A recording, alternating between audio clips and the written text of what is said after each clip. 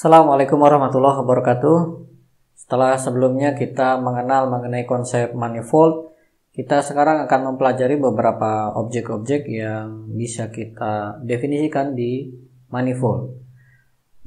Pertama, saya akan gambar dulu. Katakanlah ini suatu manifold M. Kemudian kita tinjau, misalkan ada suatu kurva. Kurva itu berarti pemetaan dari himpunan bilangan real ke manifold ini, misalkan ya. Lintasannya seperti ini. Nah, perlu diperhatikan ya, dalam matematika itu mengenai kurva itu yang dipandang sebagai kurva adalah pemetaannya ya. Jadi misalkan ini adalah pemetaan sigma 1, katakan gitu. Maka yang dimaksud sebagai kurvanya adalah pemetaan ini, bukan lintasan di manifold ini ya. Gitu. Kemudian misalkan ini ada titik P. Jadi kurva tadi lintasannya melewati titik P di M, dan nilai sigma P, sigma 1 dengan parameter T-nya nilainya sama dengan 0, itu sama dengan si titik P tadi ya, misalkan seperti itu. Jadi sigma 1 ini tentunya kan parameternya adalah bilangan real. Katakanlah kita simbolkan dengan T.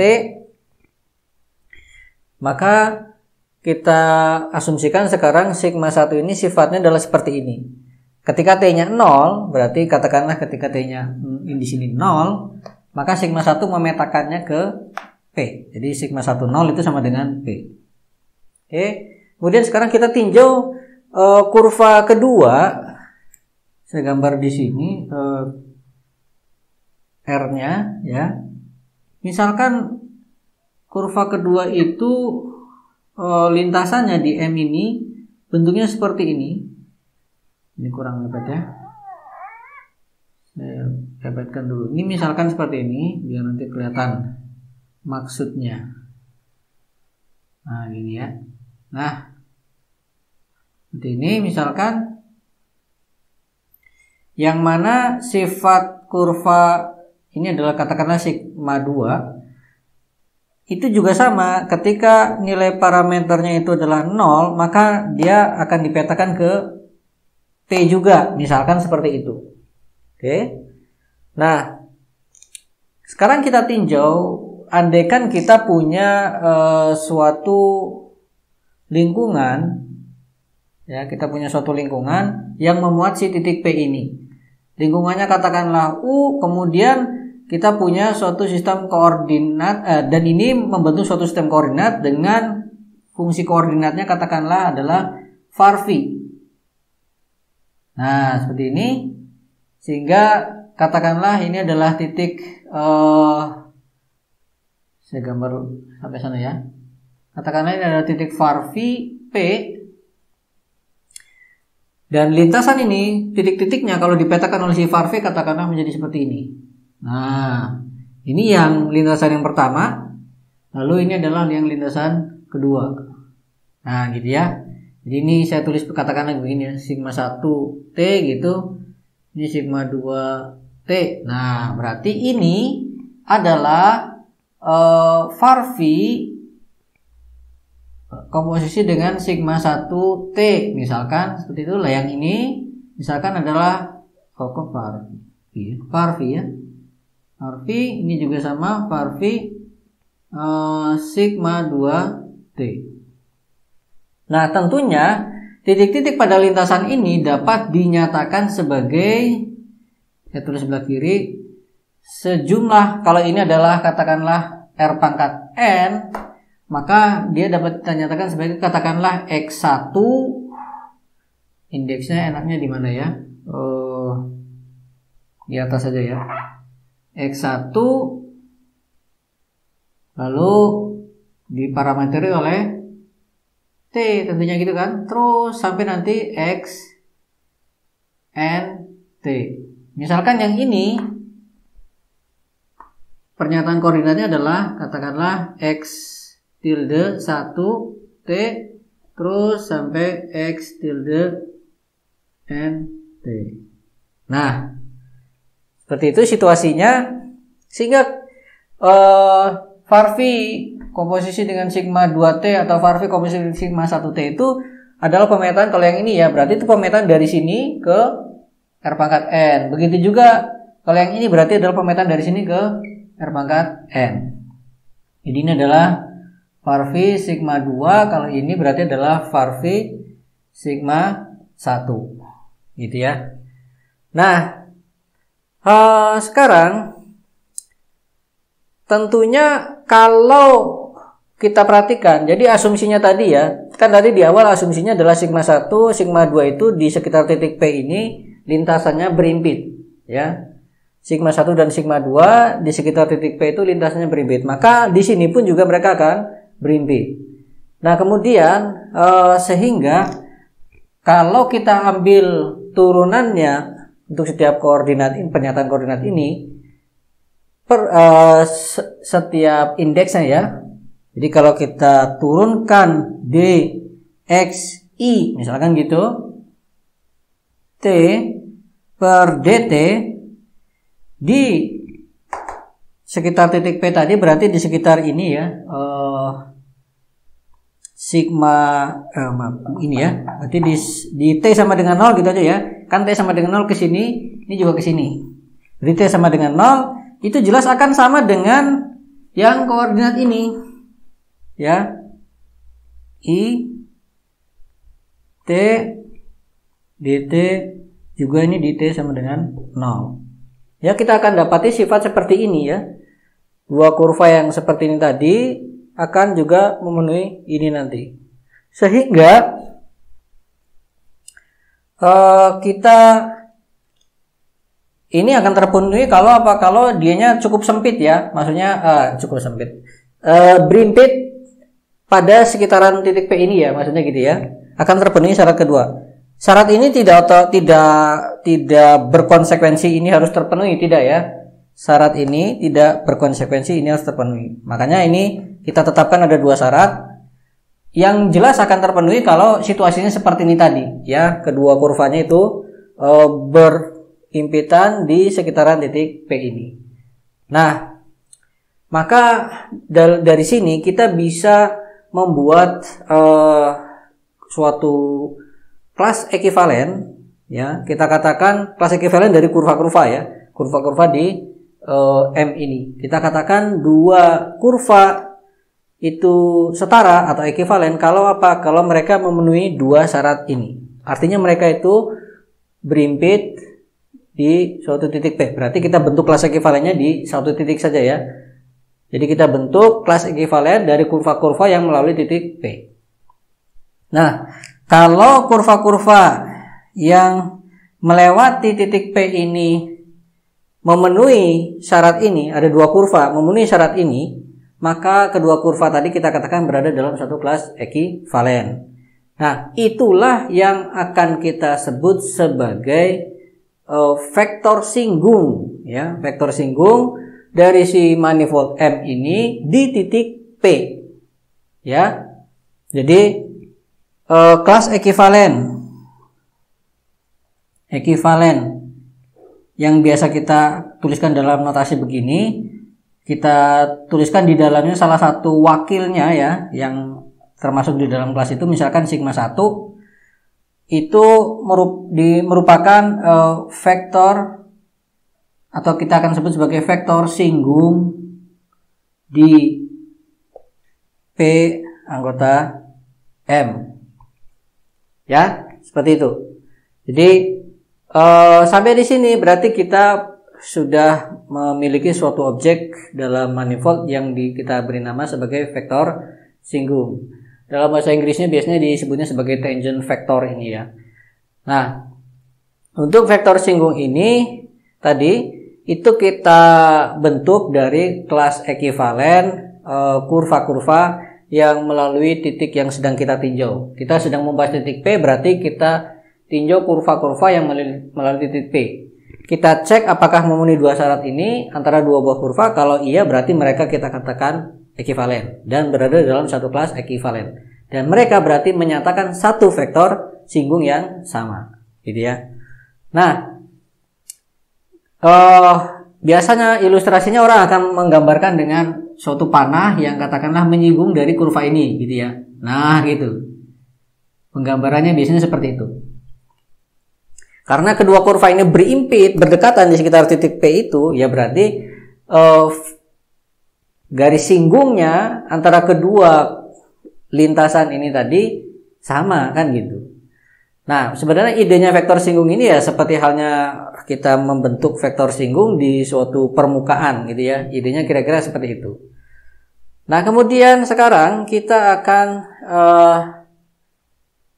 lihat bahwa vektor singgung ini dapat kita pandang sebagai turunan berarah dari suatu fungsi, gitu ya. Jadi vektor singgung kelihatannya di sini kan tadi hanya kelas-kelas kurva ya, tapi ternyata bisa kita pandang sebagai turunan berarah.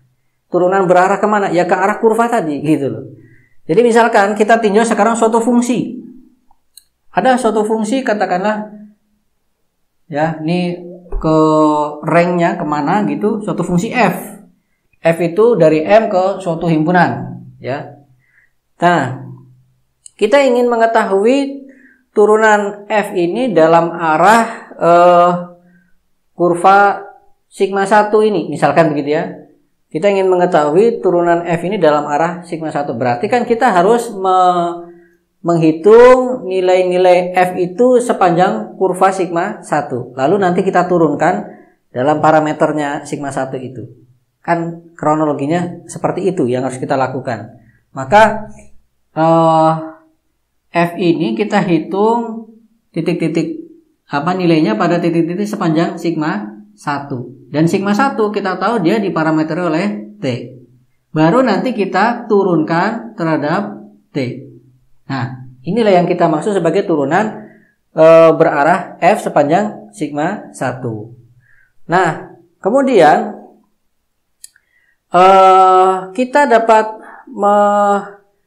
menguraikan pernyataan ini ya, F dinyatakan dalam F bergantung pada sigma 1, sigma 1 bergantung pada T, gampangnya gitu ya. Itu dapat kita urai lagi menjadi seperti ini. Jadi misalkan dari T ini kita petakan ke sigma 1, kemudian dari sigma 1 kita bawa dulu ke sana. Oke, kita bawa dulu ke R pangkat N.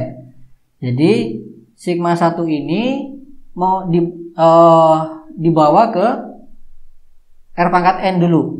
Maka ini akan menghasilkan apa? Menghasilkan koordinat-koordinat tadi ya. X, saya tulis saja X mu gitu.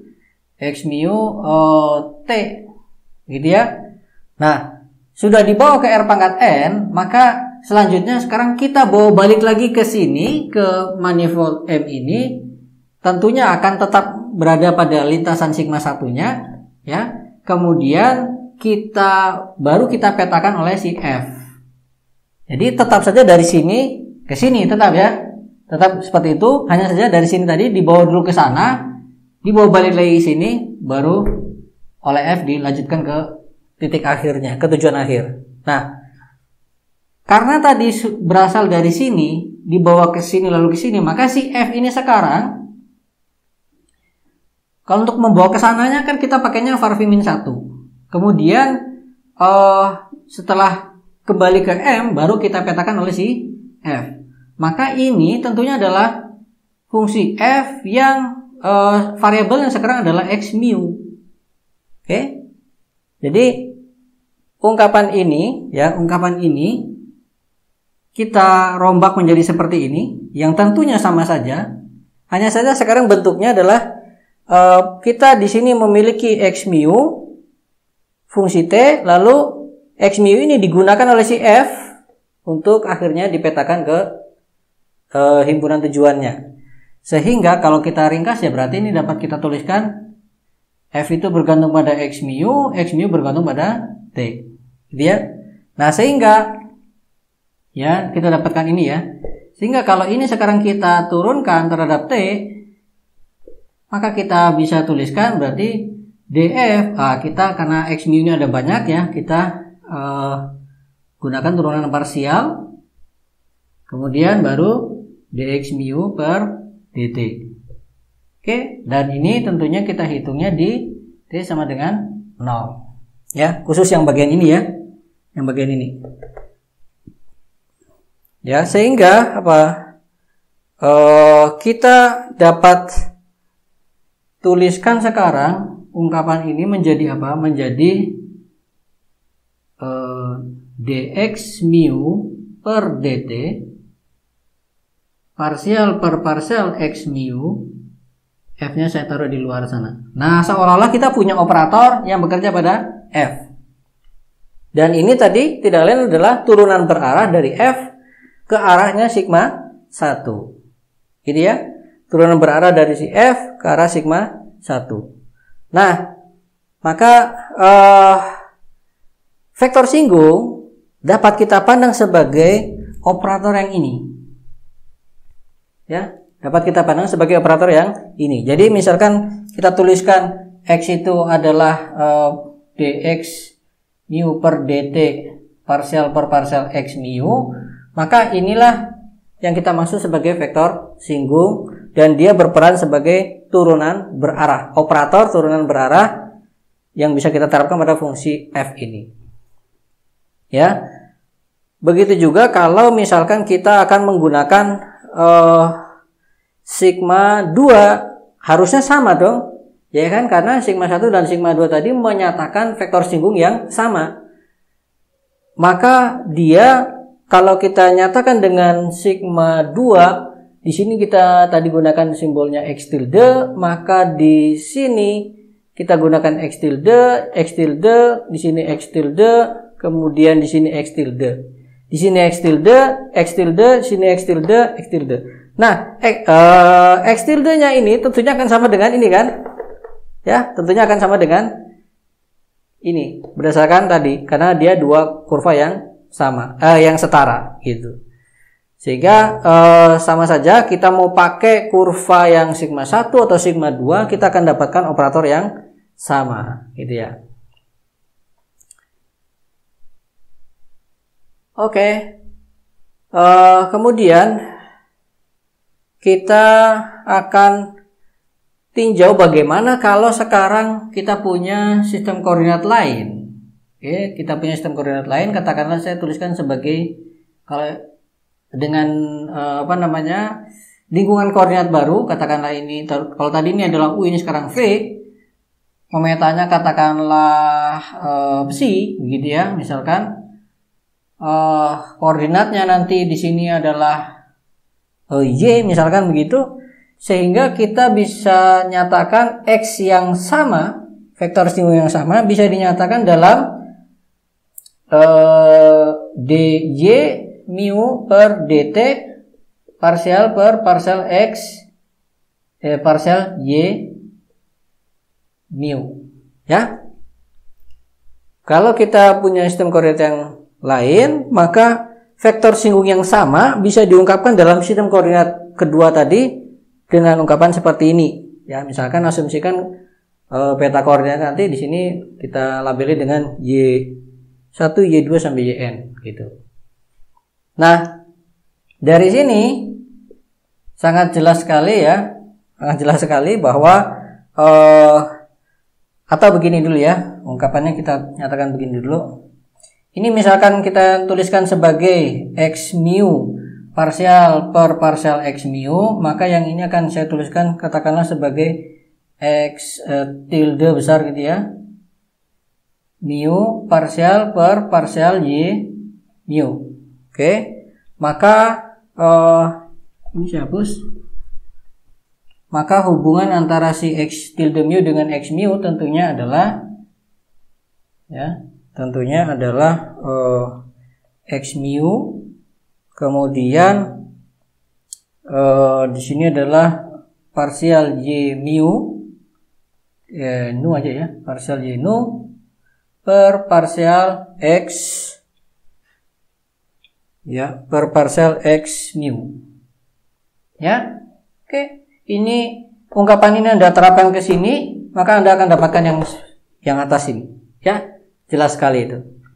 Oke, jadi Sampai di sini kita sekali lagi sudah mendapatkan objek berupa vektor singgung, dan kita pertama tadi mendefinisikannya sebagai kelas ekuivalen yang dapat diungkapkan dalam kurva-kurva ya.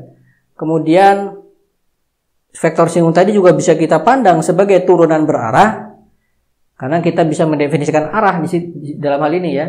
Maka kita bisa gunakan dia sebagai turunan berarah, dan pernyataannya dalam suatu sistem koordinat adalah, atau bisa kita tuliskan seperti ini. Kemudian sekarang kalau dilihat dari bentuk seperti ini, maka misalkan kita punya vektor singgung yang lain ke arah sana begitu, ungkapannya pasti juga akan berbentuk seperti ini polanya, gitu ya. Polanya seperti ini. Kalau kita gunakan satu sistem koordinat saja misalkan, maka tetap bentuknya seperti ini, dengan bagian belakang adalah parsial per parsial x mu. Pembedanya hanya bagian depan ini, gitu ya. Nah, maka nantinya himpunan semua vektor singgung di titik P, perhatikan ya, himpunan semua vektor singgung di titik P ini akan membentuk suatu ruang vektor. Ya, kita tidak membuktikan sampai jauh ke sana, langsung saya sebutkan saja. Akan membentuk suatu ruang vektor yang biasanya kita tuliskan dalam simbol seperti ini. TPM. Ya, P ini mewakili di mana titik yang sedang kita bahas ya. Jadi ini kita katakan dia adalah himpunan semua vektor singgung di titik P, dan dia biasa disebut sebagai ruang singgung ya, atau bahasa Inggrisnya tangent space gitu ya. Dan dia merupakan ruang vektor. Sekali lagi tidak kita buktikan ya, nanti perlu kita eksplor lebih jauh di pembahasan yang lain gitu ya. Dalam hal ini kita langsung sebutkan bahwa dia merupakan ruang vektor. Dimensinya berapa? Nah, kalau kita perhatikan pola seperti ini, sebenarnya sudah sangat kelihatan bahwa parsial per parsial x mu ini dapat berperan sebagai basisnya. Ya, parsial per parsial x mu bisa berperan sebagai basisnya. Maka karena mu ini berjalan dari 1 sampai n, maka jelas basisnya terdiri dari n unsur ya, terdiri dari n unsur, sehingga dimensi dari TPM ini jelas sama dengan n. Nah, karena manifold ini sistem koordinat dipetakan ke R pangkat n, maka manifold ini adalah dimensinya n. TPM juga sama, dimensinya sama dengan dimensi manifold, gitu ya. Oke. Jadi sampai di sini kita sudah, selain mendapatkan konsep mengenai vektor singgung, kita dapati bahwa kumpulan semua vektor singgung di suatu titik itu akan membentuk suatu ruang vektor yang dimensinya sama dengan dimensi manifoldnya. Nah, sekarang kalau kita gunakan lagi konsep lain di dalam ruang vektor, bahwa setiap ruang vektor, terutama dalam hal ini pembicaraan kita ruang vektor dimensi berhingga ya, ada ruang jodohnya, dual space-nya ya, ada dual space-nya. Kita akan hapus dulu ini. Jadi karena TPM ini adalah ruang vektor, maka kita pasti punya dual space-nya yang akan saya tuliskan dengan simbol seperti ini. Ada tambahan asterik di atas ini. Ya, ini berarti adalah dual space atau ruang jodoh dari TPM-nya ini. Apa isi dari ruang jodoh ini? Isinya adalah fungsi-fungsi linier ya, fungsi-fungsi linier yang akan memetakan unsur-unsurnya TPM ini ke R ya, karena TPM ini adalah ruang vektor di atas lapangan real. Nah, maka kalau misalkan omega itu adalah anggotanya TP asterik M ini, maka omega itu adalah pemetaan dari TPM ke R ya. Kita akan tambahkan huruf P di sini ya, biar berkaitan dengan titik P yang kita maksud ya. Jadi anggotanya T asterik PM ini, TP asterik M ini adalah pemetaan dari TPM ke R yang merupakan pemetaan linier gitu ya. Nah, kemudian Himpunan ini dapat menjadi ruang vektor juga, ya. Kalau TPM sudah jelas tadi adalah ruang vektor, ini juga dapat menjadi ruang vektor kalau apa? Kalau kita berikan suatu struktur, yaitu atau begini dulu, sebelum jauh ke sana kita ungkapkan dulu tata penulisannya ya. Kalau ini adalah X anggotanya TPM, maka oleh omega P ini akan dipetakan, X-nya ini saya tulis XP aja ya, anggotanya TPM juga. Oleh omega P akan dipetakan begini. Yang juga biasanya akan dituliskan juga dalam bentuk seperti ini. Nah, ya biasanya akan dituliskan seperti ini juga. Ini kurang besar. Omega P, XP biasanya dituliskan begini. Nah tadi omega P, XP. Nah, itu dia ya. Biasanya akan dituliskan dalam bentuk seperti ini. Nah, kemudian tadi TP asterisk M ini juga dapat menjadi ruang vektor kalau kita berikan struktur tambahan. Yaitu apa? Kita tetapkan bahwa kalau kita punya omega P1 ditambah omega P2 dan dia bekerja atau memetakan XP, maka dia kita samakan nilainya dengan omega P1 yang bekerja pada XP ditambah dengan omega P2 ini bekerja pada XP. Kemudian juga kalau ada suatu bilangan alfa bilangan real dikalikan pada omega P lalu bekerja pada XP, maka harus sama dengan alfa dikalikan dengan omega P bekerja pada XP. Ya, dengan struktur seperti ini maka TP asterisk M ini akan menjadi ruang vektor. Untuk pembuktiannya ya silahkan dieksplor lebih jauh ya. Nah, kemudian kalau dia sudah menjadi ruang vektor, maka bagaimana basisnya? Nah, basisnya bisa kita tetapkan seperti ini. Misalkan ya, jika E1 terus sampai EN itu adalah basis di TPM,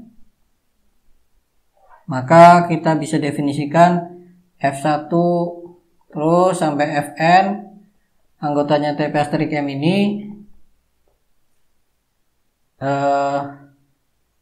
yang memenuhi itu ya, yang memenuhi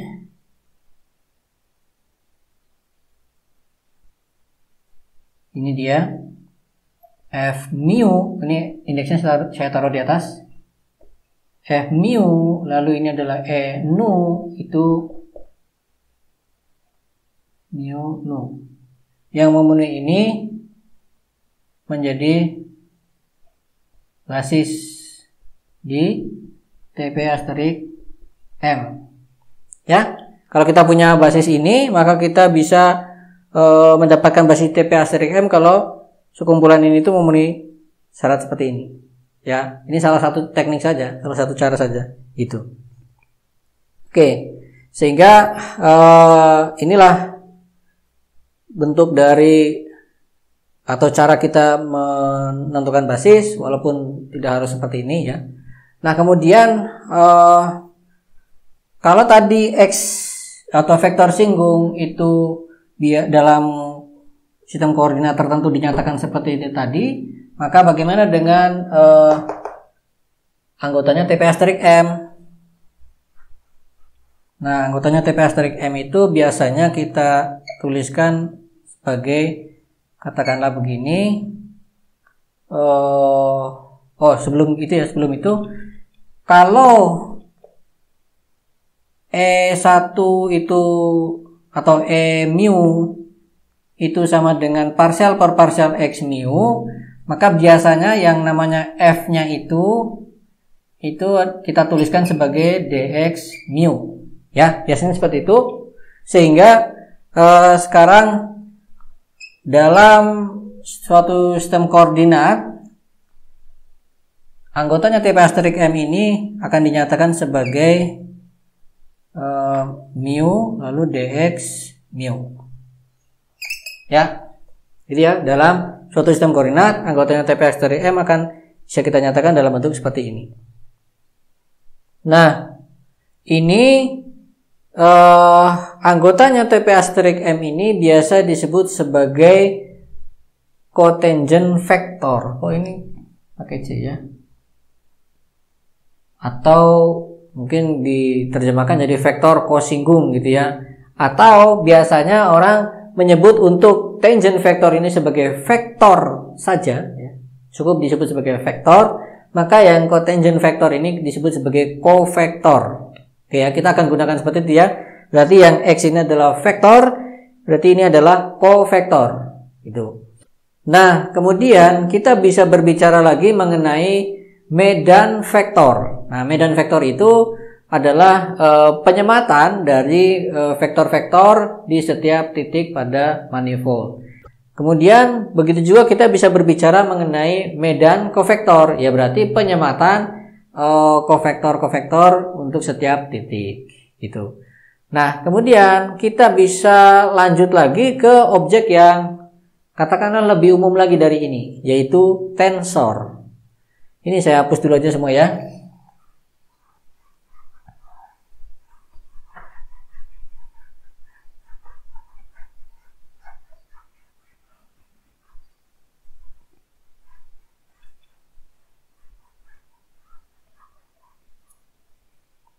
Tensor itu bisa kita pandang sebagai pemetaan yang atau fungsi yang argumennya itu bisa satu atau lebih vektor-vektor atau dan atau ya satu atau lebih covektor-covektor gitu ya.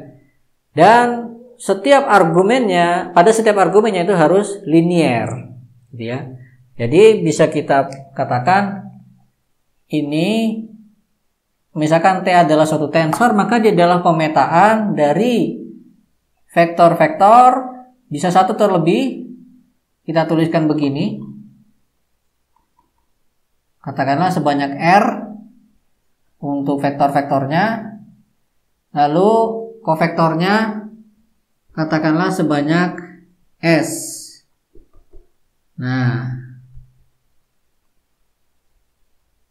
dia akan dipetakan ke bilangan real. Maka dalam hal ini kita katakan ini adalah tensor tipe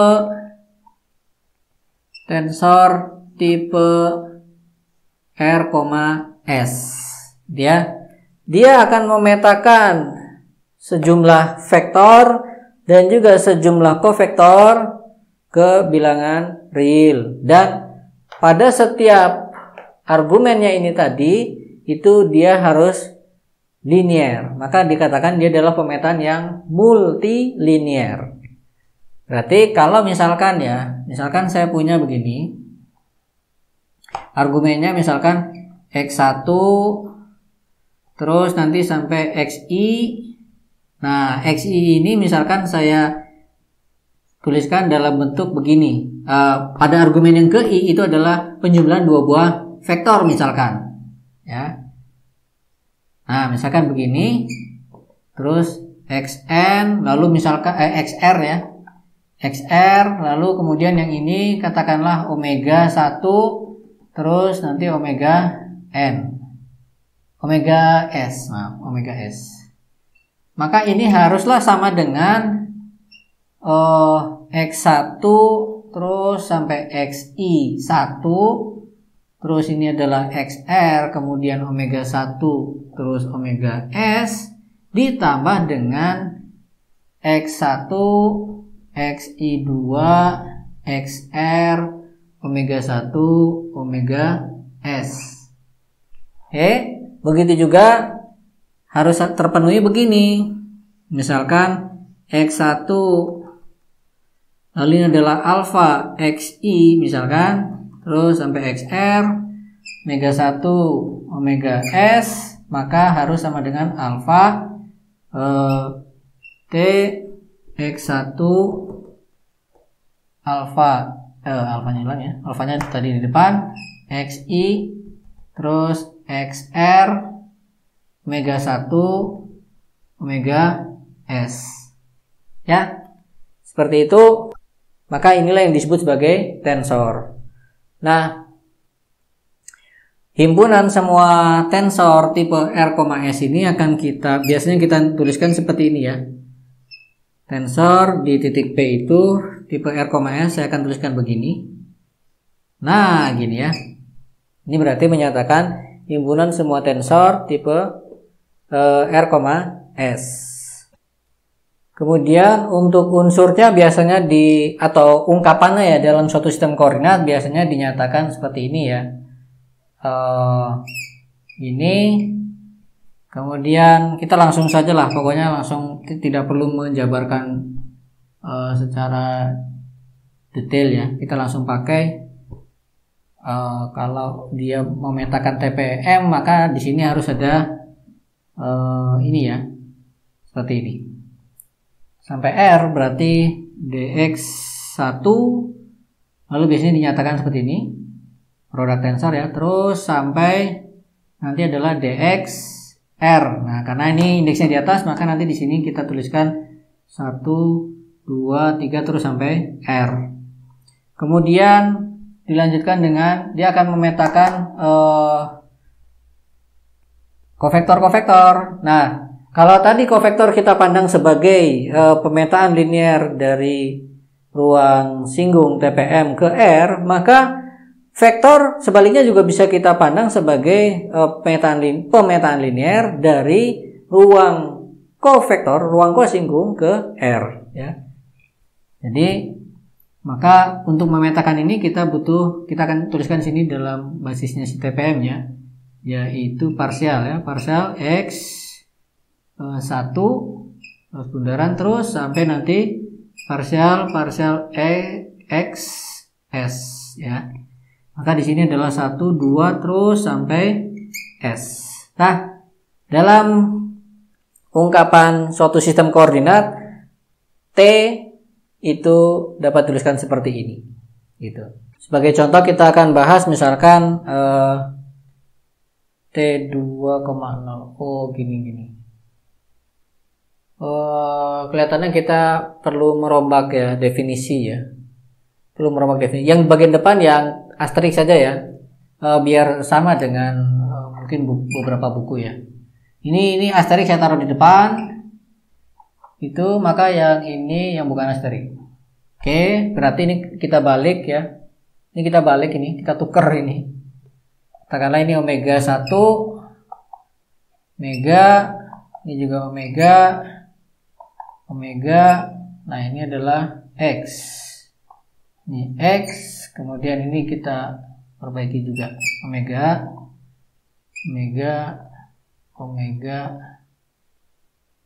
Oh ya. Lalu ini X, ini adalah X. Kemudian ini adalah omega. Ini omega. Ini adalah omega, ini X, ya ini X. Di sini berarti nanti omega, ini omega, ini X, ini X. Berarti ini kita tukar juga omega,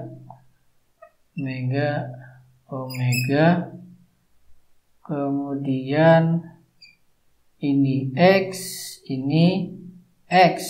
Nah, sehingga ini juga harus kita tukar ya. Ini berarti adalah parsial per parsial X1 sampai nanti parsial per parsial XR.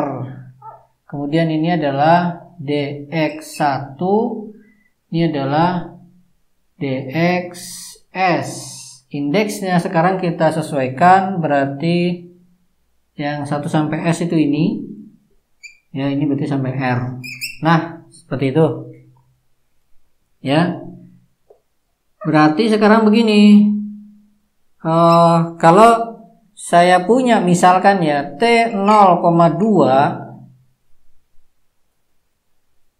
anggotanya T0,2 PM ya, maka dia bisa kita tuliskan begini nih, T lalu ini kan R, S ya, berarti di bawah ini ya, Berarti ini adalah mu nu. Oke. Mu nu. Oh. Ini kelihatannya kurang pas ya kita ya. Ini jangan 1 sampai R, jangan 1 sampai R, tapi ini adalah mu 1. Nah, gitu ya. Mu 1 sampai mu R. Kemudian yang ini katakanlah nu 1 sampai nu S. Nah, gitu ya. Perlu diperhatikan itu. Maka ini nanti adalah mu 1 kalau 02 ya, berarti yang bukan mu ya, tapi nu ya. Nu 1, nu 2, lalu nanti adalah dx nu 1 cross bundaran dx nu 2. Nah, itu. Ungkapannya seperti itu ya. Di sini perhatikan ini bukan indeks 1 lalu sampai R. Di sini juga bukan 1 sampai S, bukan ya. Karena di sini itu bisa parsial per parsial X1, bisa parsial per parsial X2 sampai parsial per parsial Xn. Maka untuk memberikan indeks setiap tadi itu kita tuliskan sini mu 1. 1 menandakan dia posisi bagian depan sini. 2 nanti di posisi sebelah sini dan seterusnya. Oke. Jadi inilah contoh tensor tipe 0,2 ya. Kalau nanti kita punya tensor tipe R,0 ya, anggotanya ruang ini, maka itu adalah anggotanya itu disebut sebagai tensor kontravarian. Tensor R kontravarian ya. Kalau sininya 0. Kemudian kalau yang indeks depannya yang 0, katakanlah ini S, maka kita sebut sebagai tensor S kovarian. Nah, ini contoh apa? Berarti tensor 2 kovarian. Gitu ya.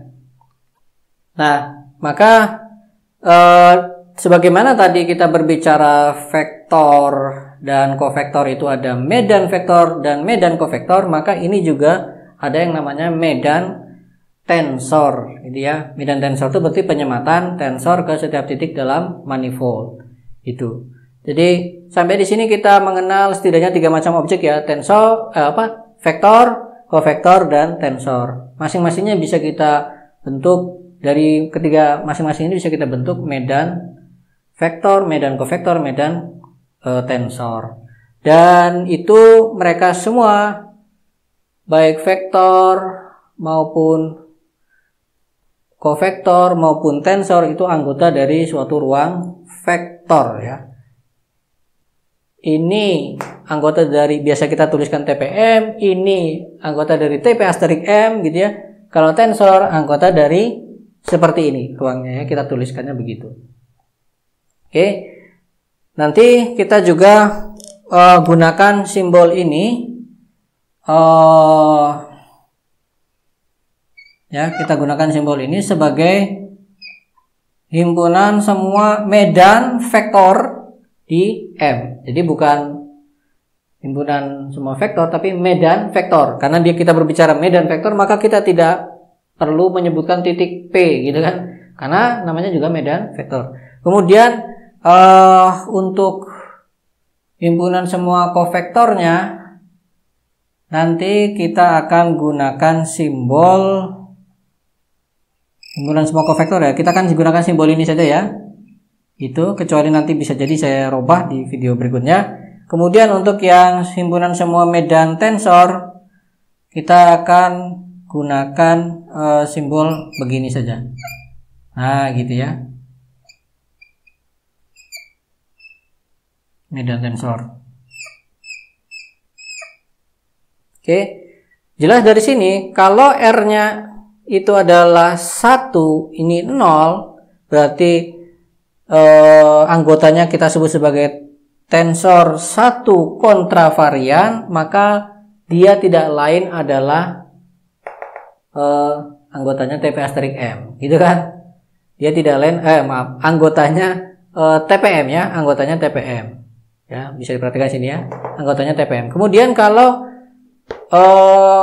S-nya di sini adalah 1, lalu R-nya di sini 0, maka anggotanya ini nanti adalah yaitu yang kita sebut sebagai tensor 1 kovarian, maka tidak lain dia adalah anggotanya TP asterik M ya.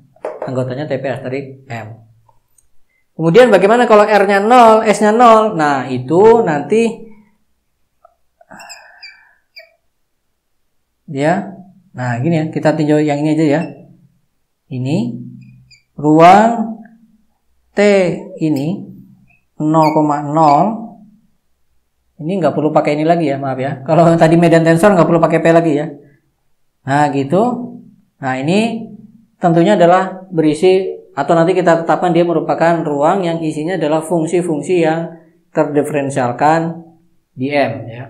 Fungsi-fungsi di M yang terdiferensialkan sampai derajat terhingga, gitu ya. Biasanya nanti kita juga akan gunakan notasi seperti ini nanti ya. Bagaimana nanti mungkin akan digunakan dalam video-video pembahasan selanjutnya setelah ini, gitu. Oke, kita review kembali. Dari manifold kita bisa mendefinisikan vektor singgung, kemudian vektor di setiap titik pada manifold ya. Nah, kemudian di setiap titik pada manifold kita bisa kumpulkan semua vektor singgung itu membentuk suatu himpunan, kita nyatakan sebagai TPM, dan himpunan TPM itu memiliki struktur ruang vektor, maka dia juga merupakan ruang vektor. Kemudian sebagai ruang vektor maka akan ada ruang jodohnya. Nah, ruang jodohnya kita simbolkan dengan TP asterik M dan unsurnya kita sebut sebagai kovektor, gitu ya. Kalau TPM tadi unsurnya kita sebut sebagai vektor, ini kita sebut sebagai kovektor. Kemudian kita bisa naikkan lagi pembahasan lebih umum lagi, yaitu kita definisikan tensor di setiap titik pada manifold. Tensor sebagai pemetaan multilinear seperti ini, dan kalau indeks yang atau ya indeks S-nya di sini adalah 0, maka tensor-tensornya akan kita sebut sebagai tensor R kontra varian. Kemudian kalau indeks R-nya yang 0, maka tensornya akan kita sebut sebagai tensor S kovarian. Kalau R-nya 1, maka tensor di sini tidak lain adalah vektor anggota TPM. Kalau S-nya yang 1 di sini R-nya 0, maka tensor ini tidak lain adalah kovektor. Oke. Dan dari sini semua baik vektor, kovektor maupun tensor bisa kita definisikan medannya, yaitu medan vektor, medan kovektor, dan medan tensor. Baik, untuk pembahasan kali ini saya cukupkan sampai di sini. Terima kasih. Assalamualaikum warahmatullahi wabarakatuh.